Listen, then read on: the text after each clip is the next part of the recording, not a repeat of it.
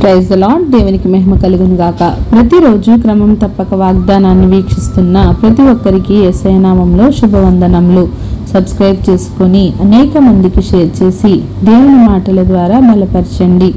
ఈ దినమునకై ఏర్పాటు చేయబడిన దేవుని వాగ్దానము మొదటి సమూయేలు గ్రంథము 7వ అధ్యాయము 12వ వచనము.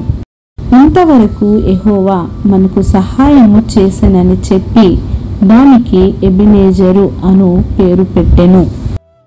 And called the name of it Ebenezer, saying, hitherto had the Lord helped us. ఈ గడియ వరకు నీవు క్షేమంగా భద్రంగా ఉన్నావు అంటే అది కేవలం దేవుని సహాయము కాదా?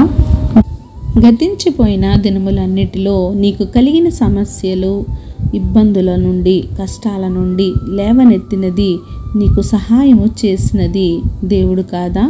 మనకంటే ధనవంతులు, బలవంతులు, ఎన్నో విషయాల్లో మనకంటే ఆధిక్యత, పేరు ప్రతిష్టలు ఉన్నవారు ఇటు చూచి అటు చూచినంతలో కనుమరుగైపోతున్నారు. మరి నీవు, నీ కుటుంబం, మనమంతా క్షేమంగా ఈ భూమి మీద బ్రతికి ఉన్నాము అంటే కేవలం ఆయన కృప మాత్రమే. అడుగడుగున అపవాది ఎన్నో శోధనలు, ప్రతికూల పరిస్థితులు నీ జీవితంలో సృష్టిస్తూ మనల్ని కృంగదీయాలని, మనకు మనశ్శాంతి లేకుండా చేయాలని ఎప్పుడూ పన్నాగాలు పన్నుతూ ఉంటాడు. ఆత్మీయంగా కూడా మనల్ని పాడు చేయాలని ఎంతో ప్రయత్నిస్తూ ఉంటాడు. కానీ మన దేవుడు అనుక్షణం నీకు సహాయుడై నిన్ను నిలబెట్టుచున్నాడు. ఒక్కోసారి దారి తప్పినా, జారిపోయినా మరలా నీకు ఆయన సహాయాన్ని అందించి నిలబెడుతున్నాడు. మరి ఇంతవరకు యెహోవా మనకు సహాయము చేశాడని సమూయేలు గారు ఒక రాయిని నిలిపి దానికి ఎబెనెజరు అనే పేరును పెట్టారు. ఎబెనెజరు అనగా సహాయపు రాయి అని అర్థము. ఇంతవరకు సహాయము చేసి నిన్ను నడిపించిన దేవుడు ఇక ముందు కూడా నిన్ను చేయి పట్టి నడిపిస్తాడు, నిన్ను ఆదుకుంటాడు, నీకు సలహాలు ఇస్తాడు, నీకు చేయూతనందిస్తాడు, నీ ఆలోచనల్లో ఉంటాడు, నిన్ను క్రమమైన పద్ధతిలో నడిపిస్తాడు. ఇశ్రాయేలీయులు కూడా దేవునికి వ్యతిరేకంగా ఉండి ఎన్నో శ్రమలు, కష్టాలు అనుభవించారు.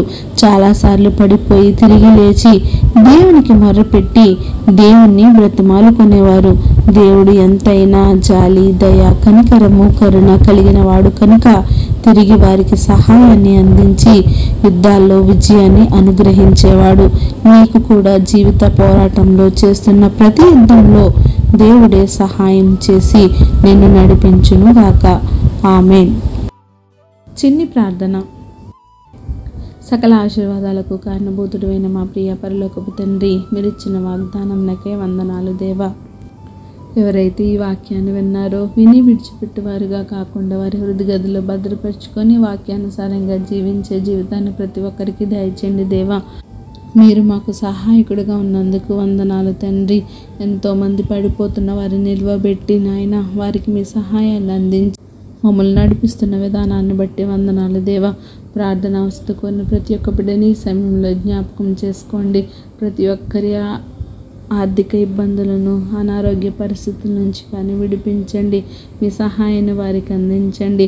మరి ఎంతోమందికి మంచి రిజల్ట్స్ని ఇచ్చారని మేము నమ్ముచున్నాం తండ్రి ప్రభువా.